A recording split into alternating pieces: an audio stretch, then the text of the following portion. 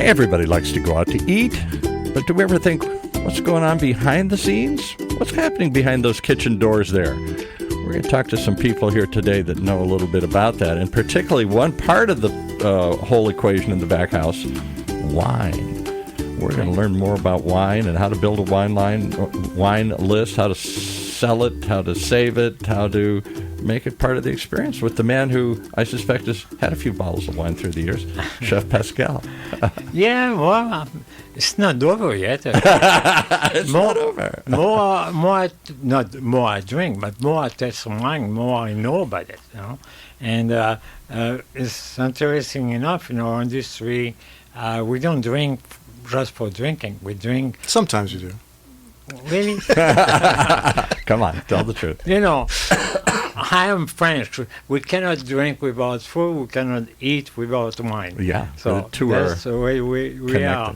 So who have we brought today, Chef? We have Christopher Coons, and Christopher Coons is one of the top wine connoisseur and wine, I would say, instructor in Southern California. And, thank you, Chef. And how many years have you been in the business? A long time. I'm 117 years old. It's because of the wine that I'm very well preserved. I started, I think I was a server back in 1994. Okay. Maybe even before that. I moved to Southern California in 2002 to open the Montage, and have never left Southern California since then. Wonderful. The Montage. You shoot on the top. There's a name to drop here. Yeah. All right. One of the things that he's got to explain to me, he handed me his card beforehand, and he has more groups of letters after his name than I've ever seen. The whole alphabet, yeah. We have giant professors that come in here. We have politicians. We have researchers. We have all sorts of people who come in here. They pale in comparison. Christopher Coons, DIPC. WSET, CMS advisor or something. Advanced, CSW, CSS, FWS. French wine scholar. Wow. What does any or all of that mean? I drink for a living. That's what it is. Okay. So the connection with being the kitchen door will be, we're going to talk about the place of a good wine knowledge in the chef mind and restaurant chef owners or restaurant owner to put together the wine list, because when you open a restaurant and you're a chef, if you know your menu on the flavors of the dishes, the ingredients, you need someone who knows how to do a wine list that pair with that menu. So, Chef, you now teach. Your owning restaurant days, I guess, are behind you here after 25 or 30 years, but you certainly set a standard here in Orange County as one of the first and finest fine dining establishments. Yes. You're the GOAT. You're the greatest of all time.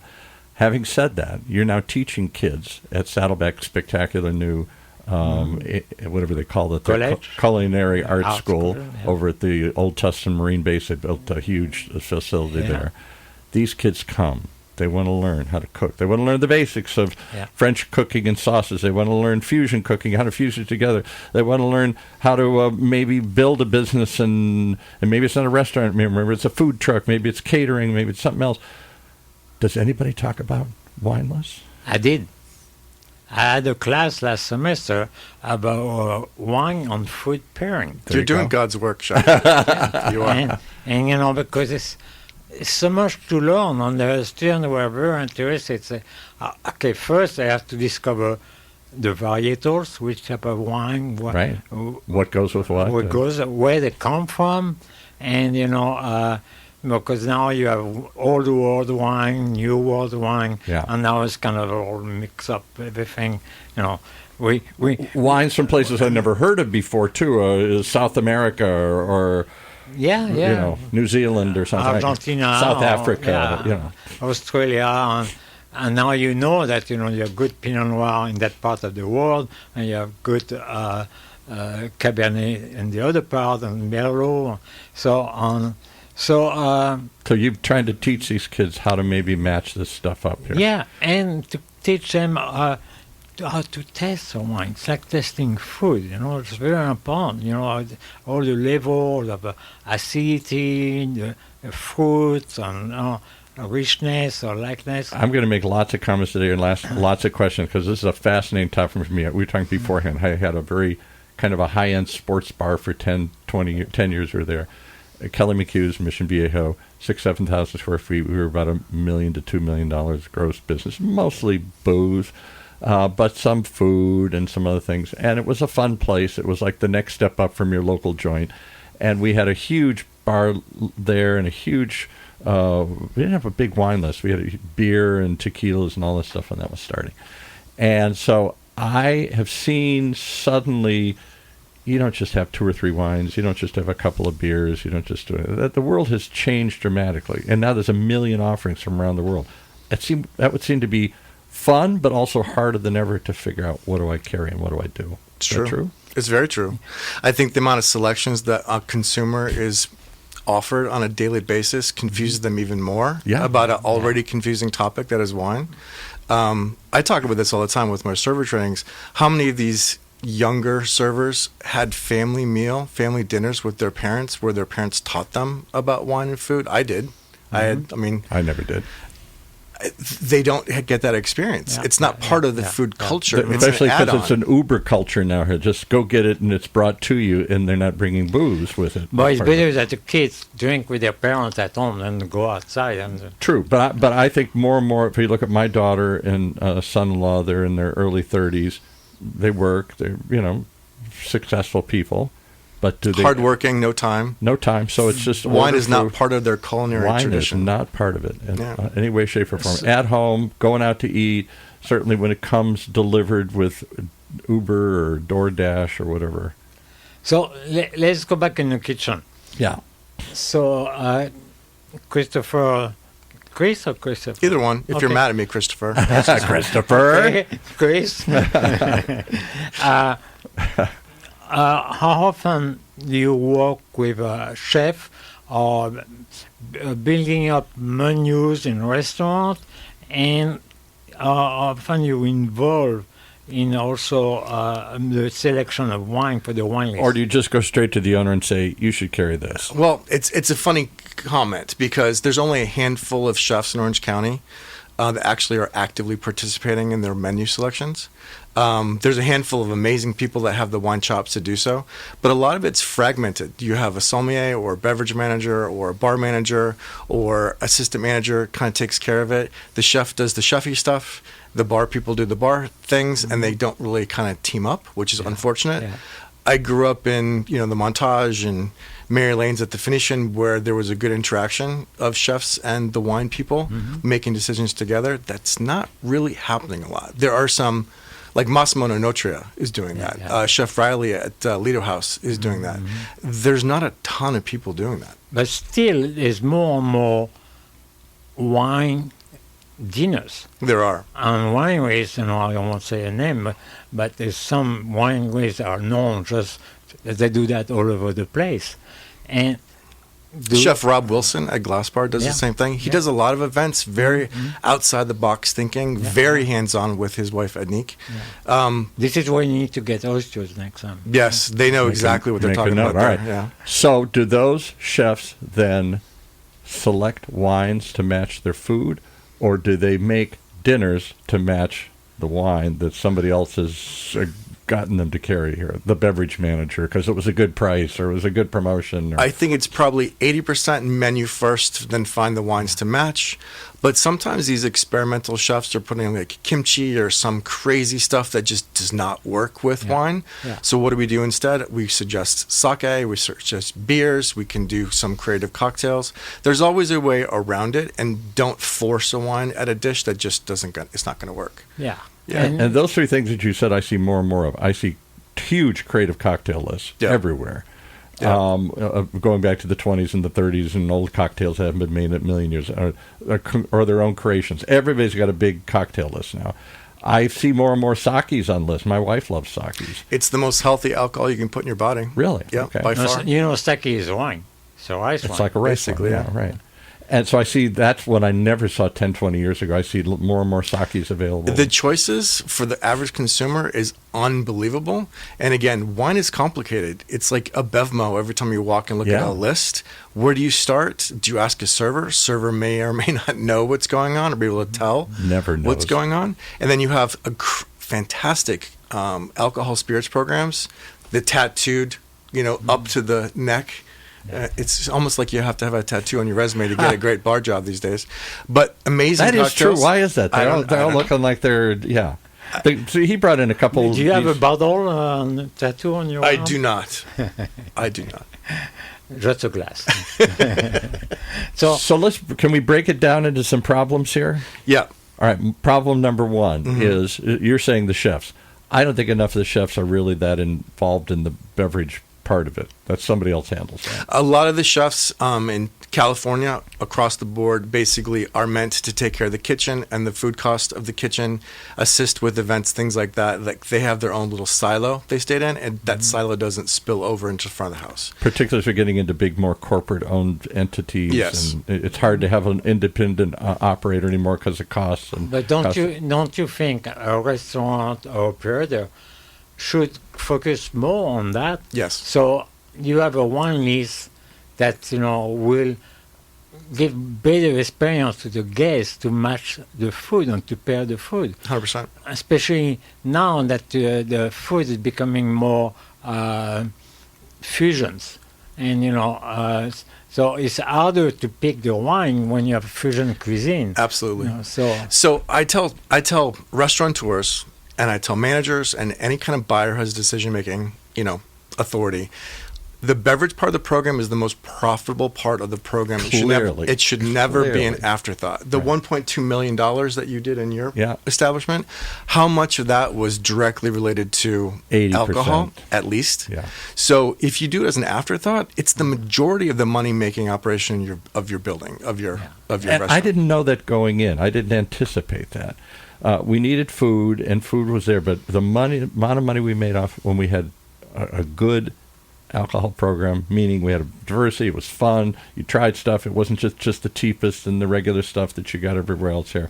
That was so profitable, and that's what set us apart, why people came back. Wine and alcohol should never be an add-on. It should be part of the program, and if that's where the money's being made, it can't be an afterthought. I don't want to put age on you, but in your days, That was the old days when I did it, yeah. House wine was one of the cheapest wine in the house. Clearly. And you had to have a Gallo or something there. Or and you knew, Kendall Jackson was the big breakthrough in the 80s and 90s because it was somewhat okay. You're going to drink a mouthwash. I'm going to get everybody mad at me, but Kendall Jackson, I don't know where it's at today, but this is like the 80s into the 90s. That was a wine that wasn't bad, wasn't expensive. People kind of knew it, and so we have that, and that was kind of a go-to. We'd have that and a couple other kind of regular wines and maybe something crazy. And then we're always wondering, why are we doing it? Because it doesn't sell. Mm-hmm. We like it, but it doesn't sell. But why didn't it sell? And so let's go to problems 2 and 3. Because I'm a problem solver. So give me a problem. Well, we talked about this beforehand, so I'll tell the story on air again. We were primarily beer in those days, sports bar. So 50 beers on draft, 50 other beers, Hall of Foam. If you tried them all, you won a little plaque on the wall, and people went crazy. So we were, as we periodically had staff training, I had all these young, mostly girls in there. It's a sports bar. They're cute, they're perky, they're nice, whatever, but they don't know anything about the product. So I'm making them try product. And this one girl, who's our number one seller, is ignoring everything. I said, what's the problem? She said, I hate beer. You work at a place that primarily sells beer, and you now tell me this 2-3 years later you hate beer? Well, yeah, there's nothing I like. Then you're going to find something right now. We're not leaving today. Yeah. You like coffee? Here's some coffee for you. You like fruity things? She found this Framboise Lambic, this fizzy bottled, top fermented thing. It has a cork. It tastes like Belgium, champagne. From Belgium. And it didn't taste like beer. That's why she loved it. Beer. She went crazy. She said, this is beer? She started selling the hell out of it. And this was imported through Southern Wines and Spirits, the giant purveyor at the time. And I don't know who he was, but he's the president of the West Coast. Or some huge guy comes to our little bar, and because you pegged it, he wanted to know how you sell this thing. We sold more than anybody did in Southern California by far. And I said, it's just because I made her try it and she likes it. And she pushes it on everybody that comes in. You don't want that. You got to have to come. You got to try this. And then when they did, it was something so unique and special, they had to come back and get it again or tell their friends about it. But this go back to where the trend changed. Okay. The food trend changed and the drink trend changed. Now you have breweries to flavor their beer more and more different ways. Clearly. And sour ales, other things. And suddenly the wines as well are not modified, but the wine making changed because the winemakers start to learn how to, they can smoke a barrel, they can use fresh oak barrel. I'll go back to an earlier problem, though, and I think you want me to list problems today? The problem is, one, the staff knows nothing about the product. True. They're not used to drinking it. They don't drink it at home or whatever, so how can they recommend it? The best thing that you did with that server that started selling the Creek, the Framboise, is you basically sold her. Yeah.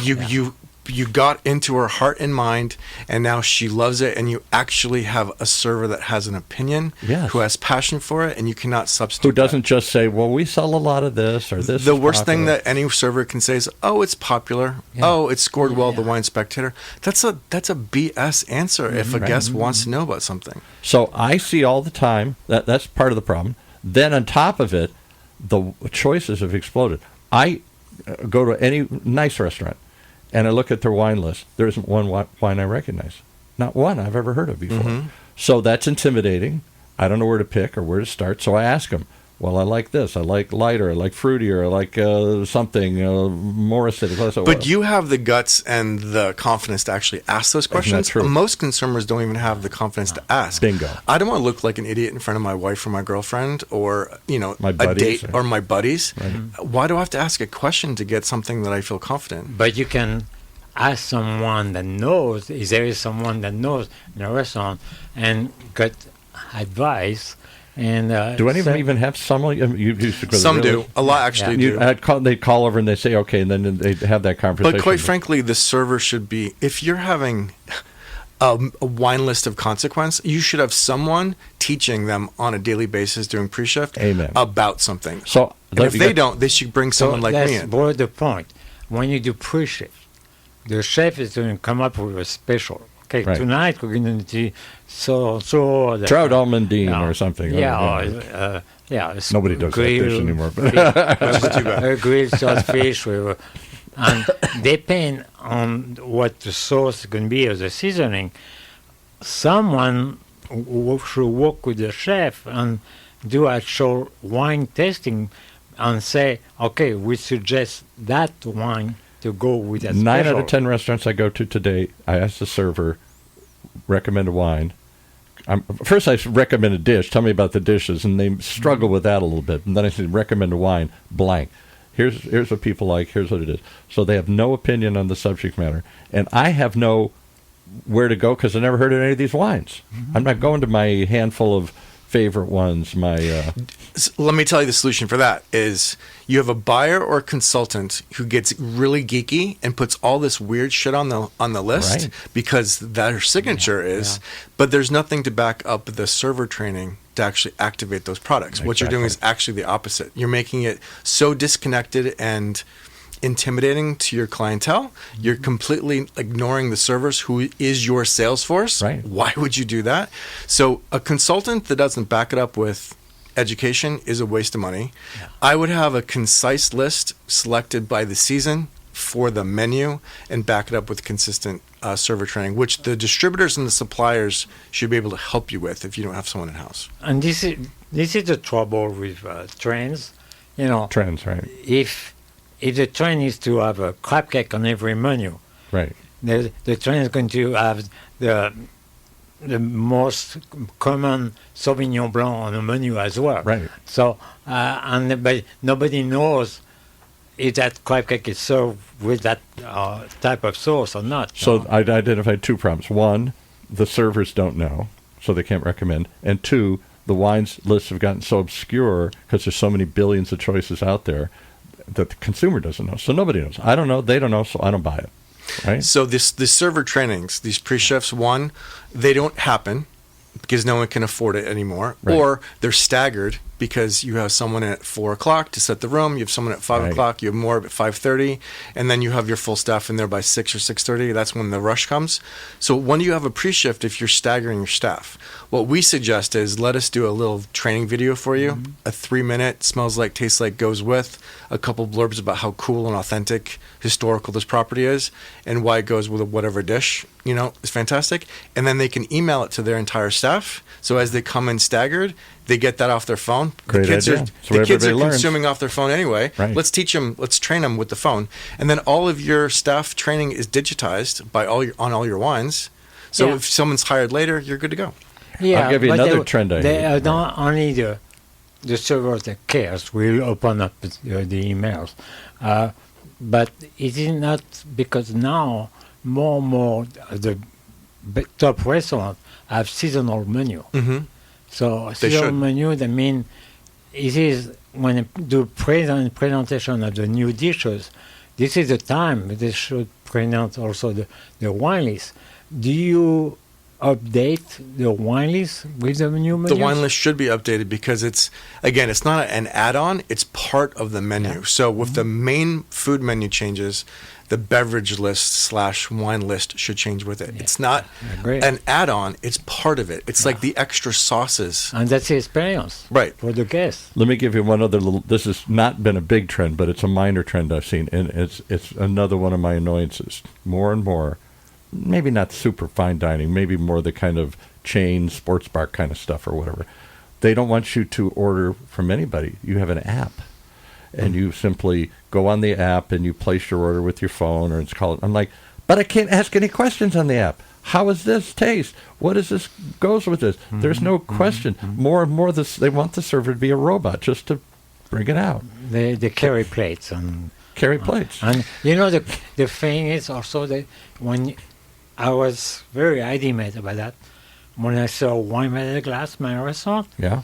I serve it straight from the bottle at the table.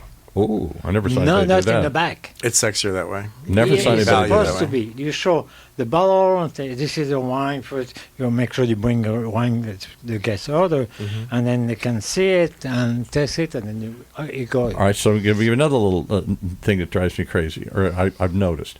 So go to any restaurant, go to the Pendry Hotel, or go to these other places. You're going to see a handful of wines by the glass, and you can see tons of wines by the bottle.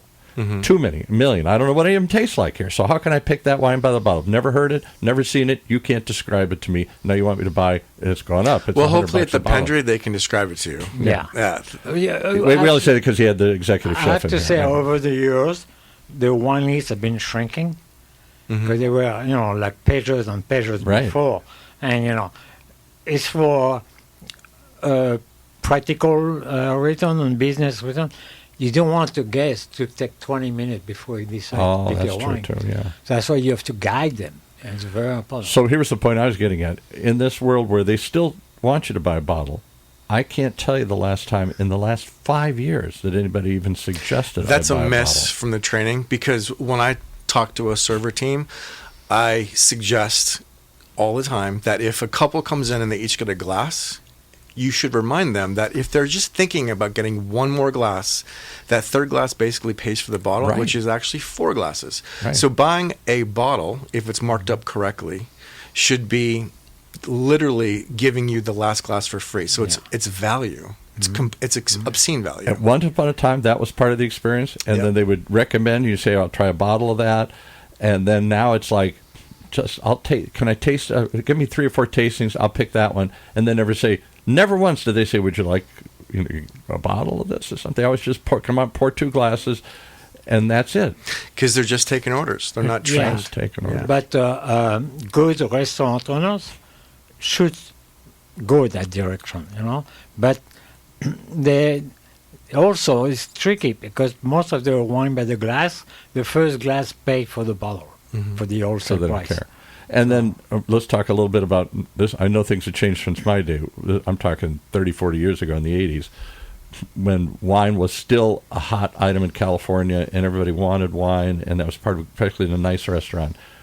But they didn't know how to take care of the wine after they'd opened it. And so you're having bad experiences where you come back and this isn't any We good have anymore. new technology. We have several new technologies. I dislike the vacuum sealing devices. 'cause That's what I had seen. You yeah. can never actually make a And vacuum. you pump out the aroma anyway.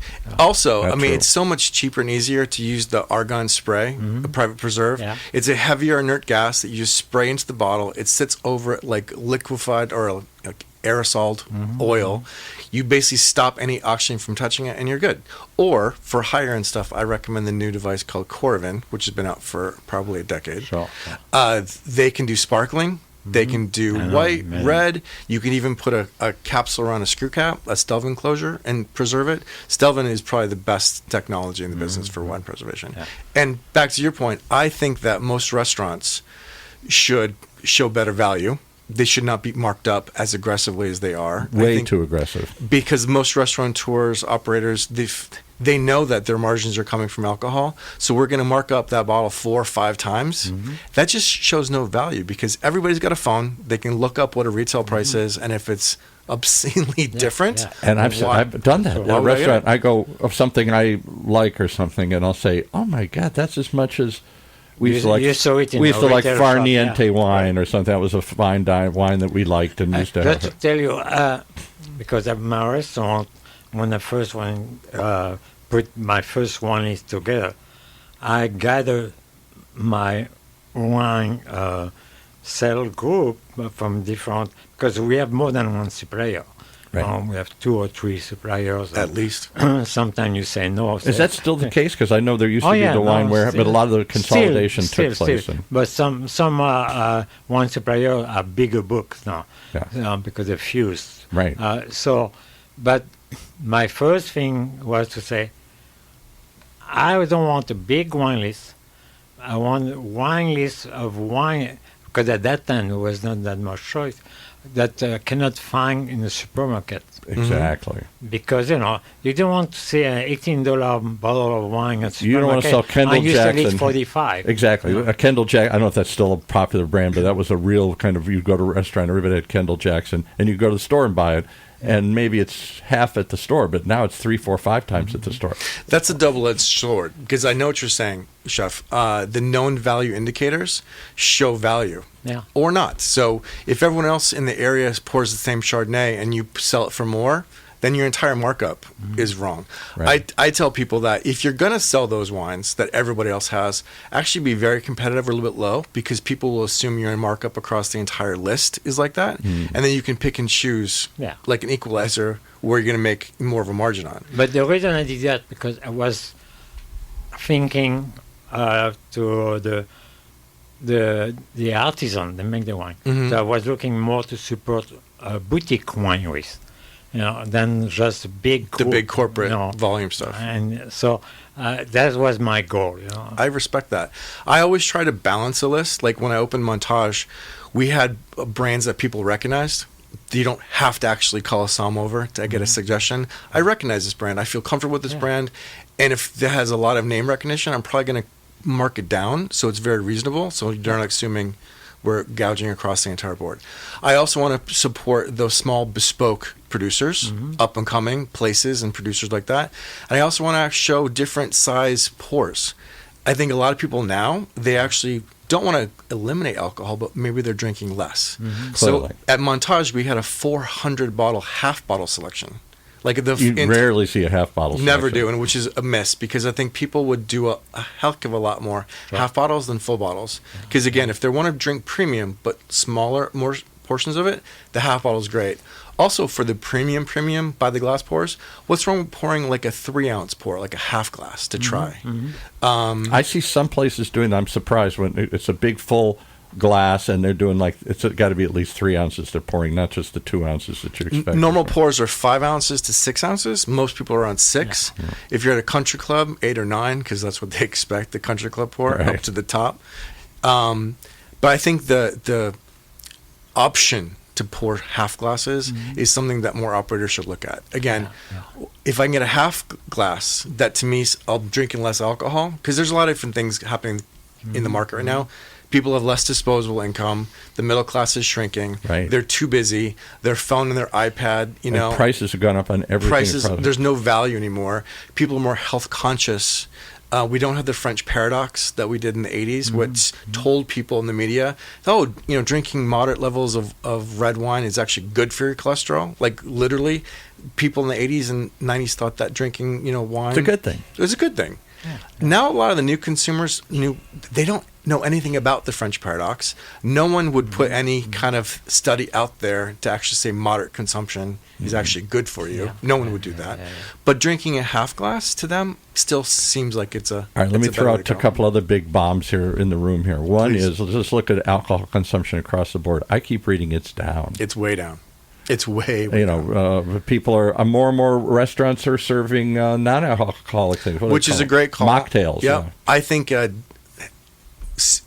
zero-proof spirits is a great way to actually moderate consumption. I think zero-proof beer has never been better. There's a few out there that would completely fool you into thinking that maybe it does have alcohol. It's that good. And I think zero-proof wine actually is getting better and better. It's the last part to kind of catch up. I think it's a good thing. Why would you want to leave someone out of a tasting menu if they don't consume alcohol anymore? Right. Why would a boomer who has health issues want to give up something that has brought joy to their life their entire life? Yeah. You can still that. So zero alcohol wine is no fermentation?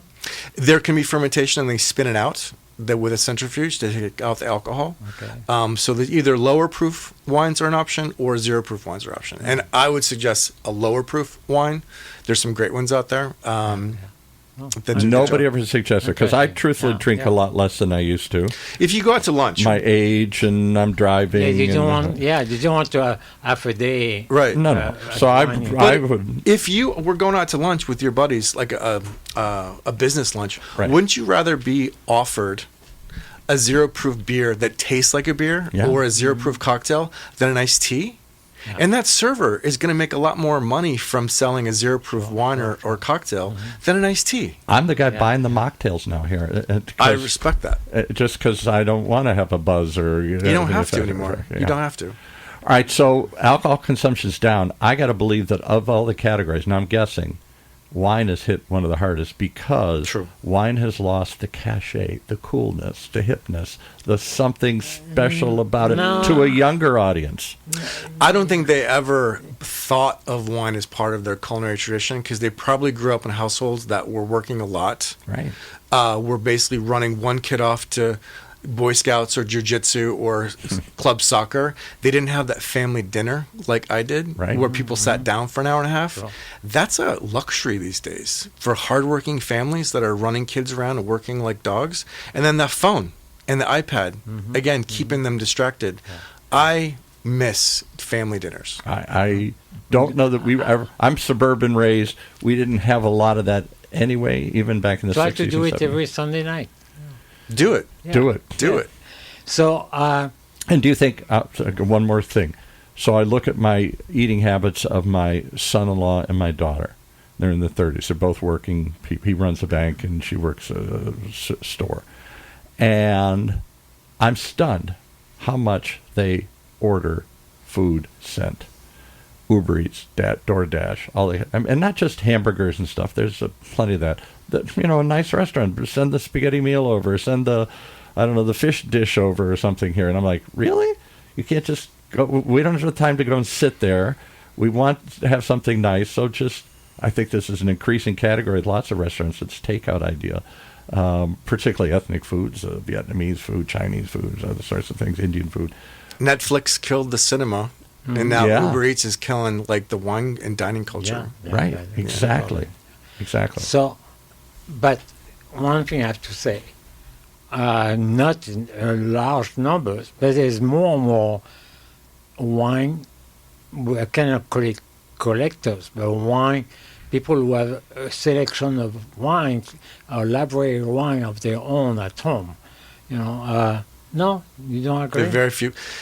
If you are wealthy and you've had wine as a culture. If you like wine. But even people who like wine are drinkers, not necessarily collectors. Okay. But I think the problem is wholesalers don't sell to single people. They sell only for I think the point he made is if you go to wineries, I go down to Temecula, which is just okay. The direct-to-consumer thing is still strong. Direct-to-consumer. Yeah. Once I go to the winery, I'm on their list, and they want to just send me specials. I'm on so many winery lists because we've been visited there. Why am I going to go to the supermarket? Why am I going to go to the that is the key. Become members of the winery. If you like the winery, like, I'm a member of Tablas Creek, I'm a member of wineries like that. Right. So every 3 months we get, even though the not the wine spectator, but Wall Street wine. Wall Street Wine will send you every 3 months a selection of a curated list. Yeah. I'll give you a perfect example. You had the owner of Jirachi, a winery in Orange County. Not people know there still are some wineries here, and his whole model is just experience and direct to consumer. He's not trying to get it in the stores and the supermarkets by and large.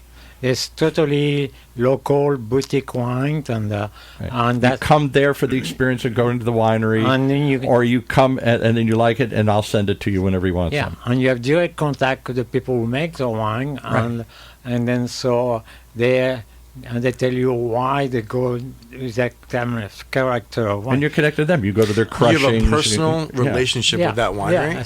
Yeah, you're connected. Yeah. And so. Going back to the half bottle of wine on the wine list, I think it's a very important thing to bring up, because you're a couple, you go out and you have a menu. Your partner or your guest want a fish course. I want a steak. Why having the same wine for both? If you have a selection of half bottle of white and a selection of a bottle of red, you can drink either a Chardonnay or a Sauvignon Blanc, and you can drink a Merlot or a Pinot Noir, and then everybody is happy, So, or just a great by the glass program that's not just everyday grocery store wines, right? And not at one compressed price point. I see a lot of mistakes with how you mark up a wine and select it.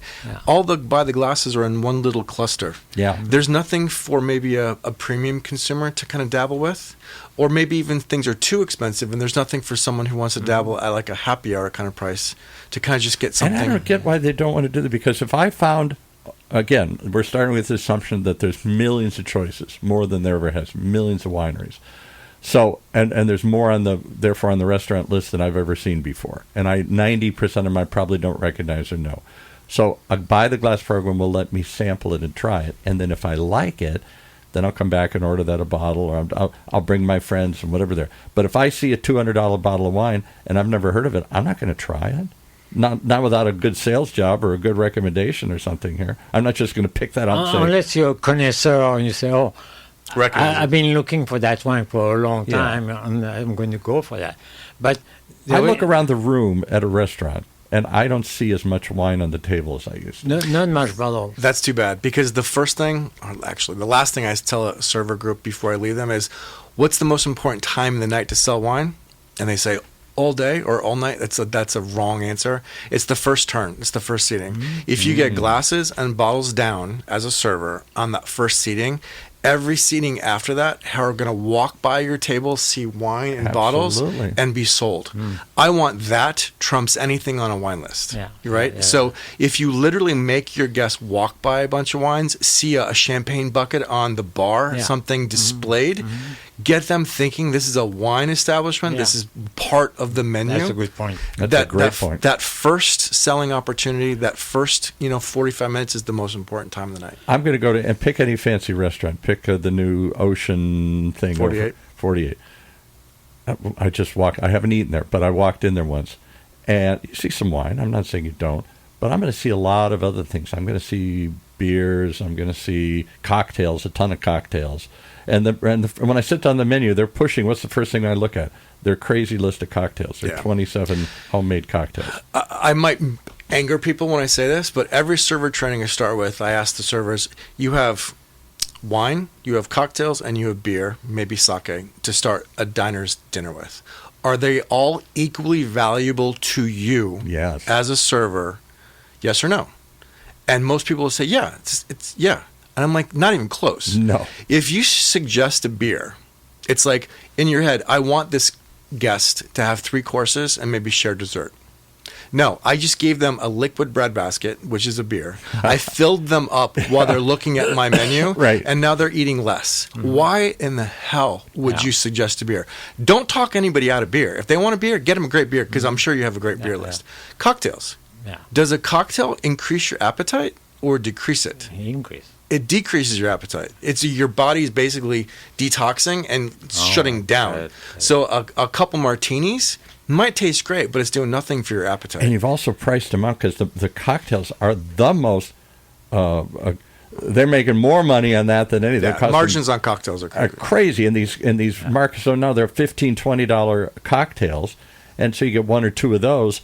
I'm not just alcohol wise. I'm just sort of done. There's not going to be wine with dinner and other things. But let me finish. Like the wine, not only is going to make you hungry, because when I do a staff training and do a tasting, like the suggestions I talk about make people make noises like they're getting hungry thinking about it. It's like food porn, talking about wine with food porn. Also, people don't understand that wine, the real magic of wine with food is wine is an alcoholic sorbet course for your palate in between bites. A sorbet course, a cleanser. It cleans your palate. So I tell servers all the time, if you just won $20 million in the Powerball and you love the sunset and you bought a beach house to watch the sunset, would you wash your windows to make you able to see that sunset? Yeah. You would. If you just drop $90, $120 on a steak because you love this steak, why wouldn't you clean your palate between bites to bring your senses back? So every single bite of that steak is like the first one. Enjoyable. Right. Yeah. You're getting the most value out of that dish by getting a glass of wine. And Or a bottle. the other thing too, because it's the way I learn how to build up menus and build up wine drinking. You start with a lower, not quality, but lower taste wine, and then you gradually go up like a menu. Right. You know, you start Your with courses increase in intensity, your wine with a increases cold intensity. appetizer, Yep. and hot appetizer, or fish, and then a meat. You know. So each course, pair with a different wine, same thing from Sauvignon Blanc to Chardonnay to Pinot Noir, and then Merlot or So Bordeaux. can I throw out another bomb here? Look at the menus today. Comfort food. I never thought I'd see meatloaf, but everywhere. I go to the fanciest restaurant, they got meatloaf. Nick's makes a killer meatloaf, if you've ever had that one. Okay. It's pretty good, actually. And I'm not saying I don't like meatloaf, but that was comfort food, that was mom's food, that was home food. It wasn't restaurant food. So as we've gone more of those comfort things, even mac and cheese I see in menus and variations and stuff like that, I never think of wine with a burger. Why not? With mac and cheese, with meatloaf. Never. You know, That's a beer kind of thing. we to have me, a tradition. When my wife and I would go to France or far away, we fly back. Right. We stop at In-N-Out Burger, and we go home, open a great bottle of Pinot Noir.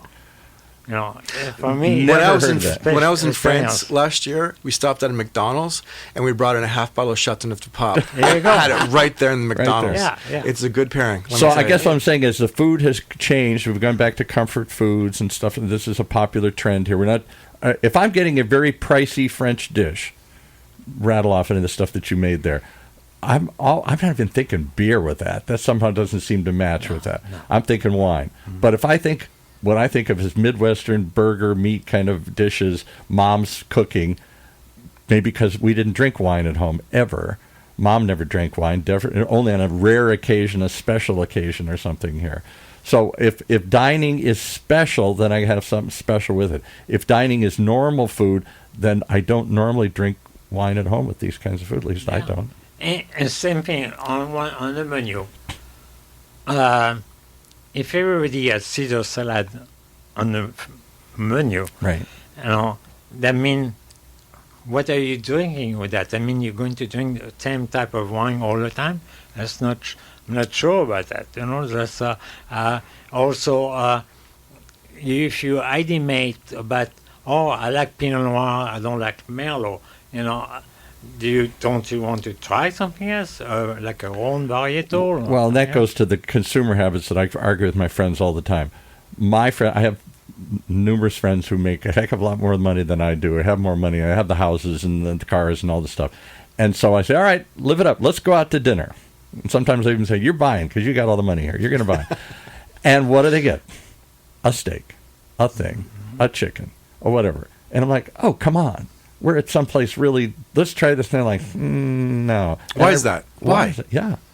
Money is no object to these people, but their food, their tastes are not looking forward to acclimated, trained for. They want basic, predictable. I understand that that's out there and that's a mindset, but I do not listen to the same music I listened to in college. My tastes have changed. Yeah. I don't listen or, taste or drink, or my favorite things have evolved. My hobbies have evolved.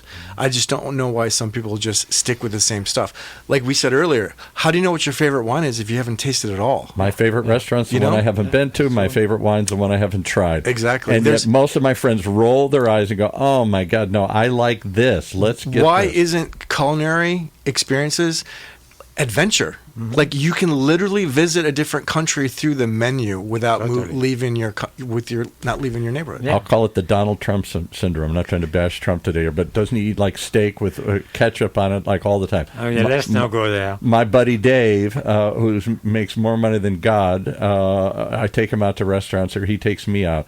And I don't care if it's a seafood restaurant or an Italian restaurant or a Vietnamese restaurant. He wants a steak, meat and potatoes. That's what he wants over and over and over again. So, Chris, Chef. do you drink wine at home? Yes. And He doesn't like wine, he told me. He never drinks wine. Lies. do you have a selection of wine? So because you don't eat the same food every day, and so do you try to? I do have a large wine refrigerator, and I'm lucky because I don't have to actually spend money on wine. I get whatever I want basically as part of my business. Yeah. But we have Italian, we have white, red, rosé, sparkling. I have Magnus of Bruno Paillard in my fridge at any time given moment. We do have house wines though. Like I'm not drinking crazy stuff every day. My house wines that are legitimate I get at Ralph's. It's a Sauvignon Blanc from Napa that I love. I swear by it. It's not expensive. And there's a rosé from not even the Rhone. It's actually from southern. So give us a couple of regular California? names. What's hot today? I'll give you a couple I've heard. I'm not really up on wine anymore like I used to be. I don't drink it when I go out. We need to drink more. I don't have it at home. I don't, it's probably, I'm one of those that's sort of disappeared off my plate here. But we had a guy used to come in here who was a really wine geek. He was a big financial planner. He was always talking about Dow. Mm-hmm. DHA. DAOU. That's right. He liked that brand. And that's not super expensive. You can see that it costs It's or a something. classic pairing, or classic wine. Talking about the wine pairing dinners, they do a They do a great job. And if you visit the winery, their culinary experience at the winery on Down Mountain is second to Are they none. up in like Santa Barbara? No, they're Paso. Paso. Yeah. They're Adelaide District, West Side Paso. Okay, so that was one I've just heard of that I've now passed on to people. And Go there. Yeah. All right. Give me some now others. you mentioned Adelaide, to go to Adelaide as well. Great. Tablas Creek, Adelaide. Yeah. Great place. So rattle off a couple others that I could just sort of go to if I see it on a wine list or I see it at the store. It's better than your average bear, but it's I not don't want to be accused of being like picking. like I sell stuff, so I don't want to just spew out my own brands. Yeah. Right. But I'm telling you, I want you to try. I'm suggesting people try stuff until they find what they like, and then have that as their kind of a go-to. Have a great wine bar that you go to and just say, pour me something. Right. You know what I mean? Be able to tell a server or a bartender or a somm what you do like and what you don't like, and try to experiment and go somewhere else. If you've never really had your Italian wine epiphany yet, tell them that. I haven't. I went up to a sushi place up in LA a few months ago, and I said, I've never really been blown away by uni. Yeah. When we're doing like omakase menu, and they took that as a personal challenge, and they brought out an uni taco with a ponzu whatever, and I made a noise when I tried that. And there were 6 people from the kitchen lined up at the door, and they were like, yes! Like they took it as a personal challenge. So I would say get out there, beg, borrow, and steal. Try everything. Go back and drink what you like, but you're going to expand your repertoire. No. Don't listen to the same music every day.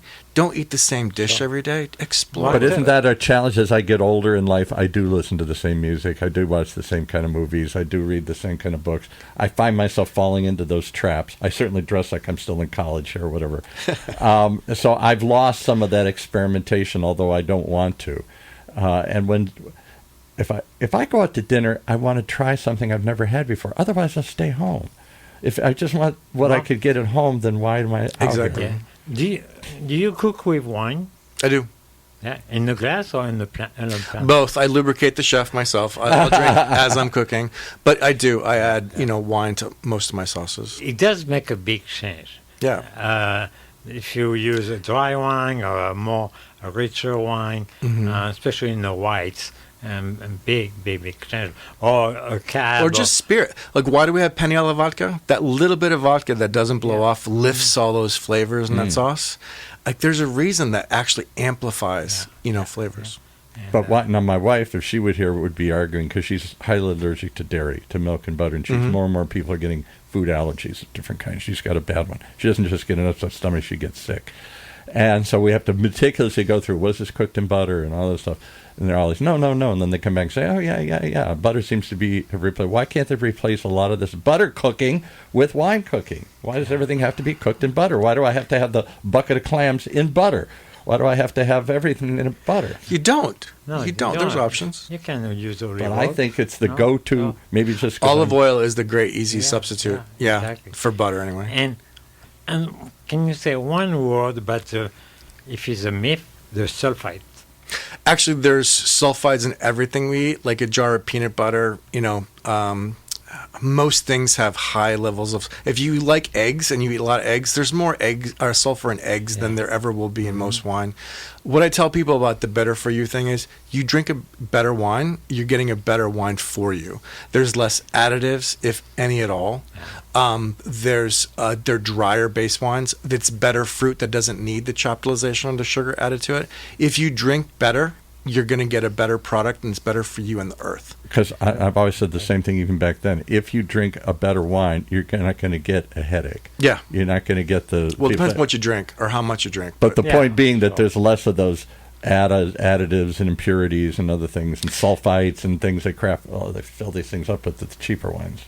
And so, tell us a little bit about your wine education program. So what I do, I'm the director of education in the Aspect California Educator. So Aspect is the fine wine division for Breakthrough Beverage for California. Okay. So I do online virtual trainings to basically bring the wineries to us on a virtual call 3 times a month. Is that for the trade only? Or? It's for just our company only. Okay. But it's really there to look behind the websites, look past the tech sheets, get the stories, the authenticity. I do my own sales training, like I do my server trainings for restaurants. I need them to really believe that these are special and tell the stories, and the stories are what sells wines. I got to stop you right there, because that's another pet peeve of mine. Tell me about this wine, not just how it tastes. Right. This could be a beer, this could be a wine, or anything, but tell me about it.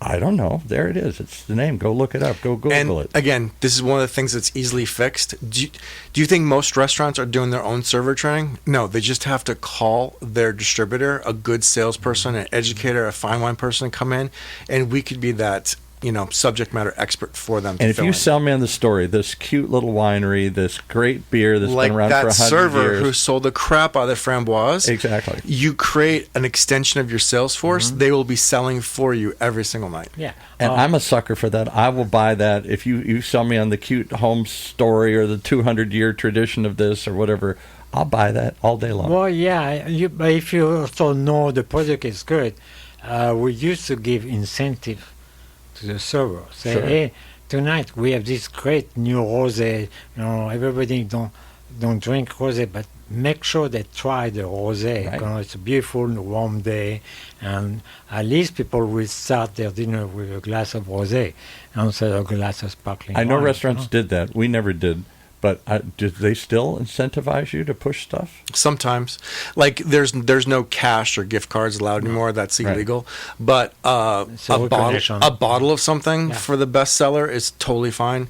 Because I knew the rules had changed. It was, sometimes the vendors would come in and say, almost like paying you to buy a place on the menu. But just the fact they compete with each other, that's it works. Yeah. It pay off. But back to your chef. Like when you change the menu, you should change the wine list at least a little bit, and you should have server tastings so your servers aren't stuck at a table going, "I never had it before." Like your whole staff should be tasting these wines. Wine list on menu should be treated the same way.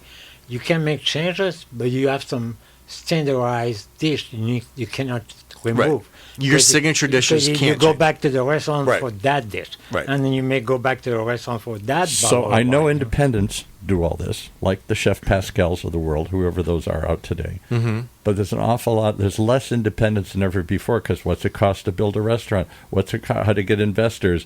How to it's $1 million and all this and other stuff and the rent and everything else. More and more, it seems to be conglomerates of chains of groups of people owning these restaurants. They own 10, 12, 15, 100 of them or whatever here, as they've got more muscle, they can get more purchasing power, they can put together all this inventory, and all the back-end stuff is better. Are independents under threat more than ever before? And if so, do the chains experiment change the menus as often? Because they've dialed it in. The small regional change, like a Nick's restaurant group that has 11 right now, they do make small changes, and they maybe do certain things in Newport that they don't do in Del Mar or Carlsbad kind of thing, or Long Beach. So they do experiment, but not to a huge extent. They have a formula that works. Right. Why would you mess it up? Right. But their wine list changes. Their wine list keeps getting better. And they do modify things in the bar for cocktails, and they do modify dishes. It's not whole scale. Okay. It's easier for small group, small chain to actually make more profit, because if you have the same type of wine list in each places, you can have a little bit of wine storage commissary on your own. Right. You can buy 3 cases and you get a larger discount. So it's very I'd like to get more of that, like a Nick's. We should get more of those kind of chains. We've had one or two. We had Culinary Dropout when they opened one up in Orange, and they've got a dozen of these around the country now or something. We've had a few of those. I think that's a in-between trend. Between some giant group that has 1,000 and a guy that has 1 or 2, there's this new niche, and I think it's a different. They can still be fun and creative and interesting. But I still believe that it's very important that restaurant owners work with the kitchen, with the chef. It's like a team. You do the food, we order the wine, but let's make sure they go well together. We've got to be on the same page. Yeah, exactly. I question how many restaurants do that, particularly as you get into be more chains or groups. There is a silo. There is the beverage manager. But there still is an executive chef, an executive beverage person that gets together and collaborates. There has to be communication and collaboration, because the wine list and the food menu are 2 parts of the book. And you have wine distributors, they don't care. They just go for the big distribution. They want to because they order a container of that Chardonnay, and that container need to go. So you can see that wine everywhere. And what's the point? You go to every single restaurant, they have the same wines, different type of food, but they all have the same wine. So let me ask the final bomb question before we blow up, because we have a French chef in here. I've said kind of kiddingly a few times, but I think there's some truth to it. Fine dining, fine French cuisine, fancy food, all that, certainly was tied with wine. Was that part of the problem of wine for Americans? It's too snooty. It's too unapproachable. I don't know how to drink it. I don't know hold it. I don't know how to sniff it. I don't know. I feel intimidated. I got all the money in the world, but I just feel intimidated by this. I don't disagree with you at all. No. Like a caviar tin is held together by a rubber band, right? There's less obstacle to a kilo of caviar than there is a normal wine bottle finished with a cork. Right. And I go to certain people's, parties or dinners or whatnot, and they will not open a wine in front of me because they think they're doing it wrong and they're embarrassed. Yeah. Or they don't know how to pour it, or they don't know how to cork has taste it. been an obstacle. Stelvin, the screw That's caps. why we create screw top. Yeah. Exactly. Yeah. Makes it easier to get to. And But I think there's an intimidation to wine still. There always has been since I've come in California in the 80s. But the intimidation goes off when the restaurant offer you an experience. It's very important. That's the experience going to make you, I learned something today because of the server or the chef pair the wine perfectly. Let's talk about experience for just one quick second here. So I'm talking the 80s and 90s when I come to California, and there's California cuisine and explosion of California wineries, and they're winning awards, and suddenly everybody's talking wine. It's the 80s and the 90s and stuff here. It still was a little, the presentation of it, they came here, they brought the bottle, and you tasted it, they opened it, and everybody just sniffs this. It's very nice. They don't know what they're tasting or whether it's good or bad. It's just, okay, you have my seal of approval. Ritual, yeah. It's a ritual. Nowadays, I rarely see that. Maybe if they bring you a bottle, I suppose. But mostly it's wine by the glass, and they just bring you the wine. Oh, it's like food. What Chef said earlier, you should pour at the table if possible. Never see anybody We do used that. to do tables like preparation I on think food. that too. Yeah. The wine service should be, and at least carry the bottle with Nobody you. makes a Caesar salad at the table anymore. That's too bad. Yeah. Homemade Caesars, table-side so Caesars good. are beautiful. Yeah, but that used to be a thing. The little cart would come out, or after dinner, the flambois, or the flaming, cherries jubilee, or that kind of stuff. And so, I want more people to drink wine. I think restaurateurs could do a better job, decrease their markups, change pour sizes, train their staff, have more half bottles, have smaller selections but seasonal, and they're trained on that. Our side of the business could be more transparent with labeling, so people have a trust that there's not a bunch of additives added to wines. Right. Well, you listed a whole bunch of them there. There's a whole lot of reasons. There's solutions from both sides of the table, but we're all on the same page, right? And because sometimes I'm invited as partner chef in the kitchen when they do special wine dinners, and because of my experience, I'm able to talk about each course with each wine, and so everybody learns something, and at the end of the meal they thank me. Oh, we didn't know about this. Thank you very much. The storytelling aspect of education is missing. Yeah. Like, you should never, as a restaurateur, you should never put a bottle in a list or by the glass situation that your staff has not tasted and heard the story themselves and heard a wine professional. Same with the food. Right. You cannot serve food you haven't tasted. Right.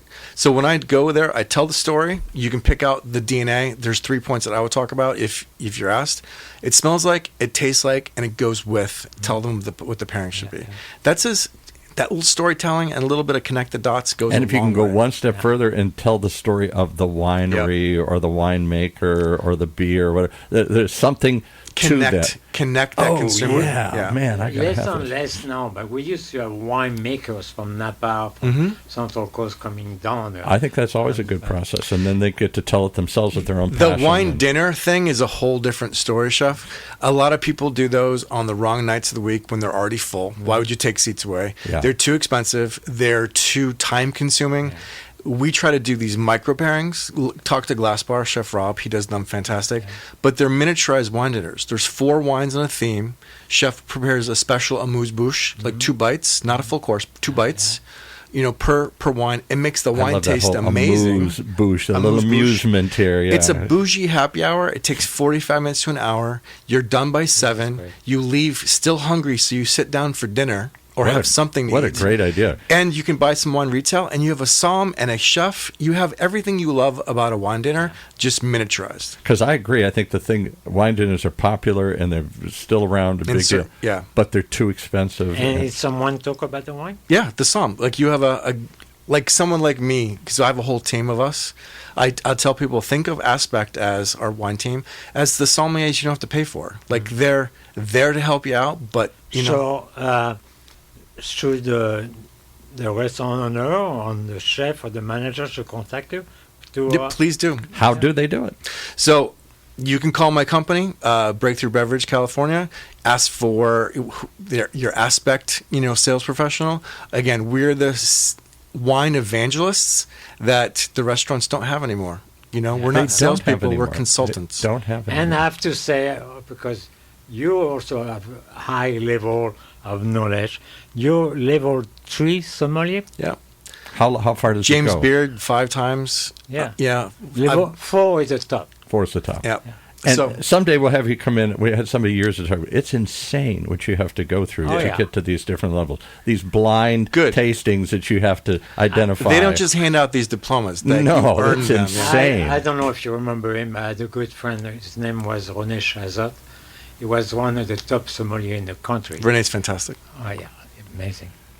Yeah, Well, but Peter Neptune's around, Michael Jordan's around. You have people like Steve Poe is around. You have three master somms in Orange County. For God's sakes, We'd love to have, and we should get some of them on, Chef. Well, come on, let's get them. Come on, because that's a whole world. The best shows or the best podcasts are when you take me in a world I don't understand. Like take me behind the kitchen door and tell me what's happening in a restaurant. That's one other even further niche down the rabbit hole.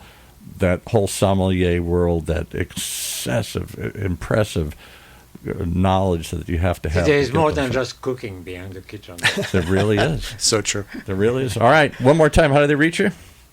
Call Breakthrough Beverage in California and just ask for someone like me to come out and talk to them. Okay. All right. Chef, thank you for bringing this gentleman in here today. Very interesting conversation. Look forward to more here. Paul, are you going to have a beer or wine tonight? I'm not sure. Both. Yeah, both.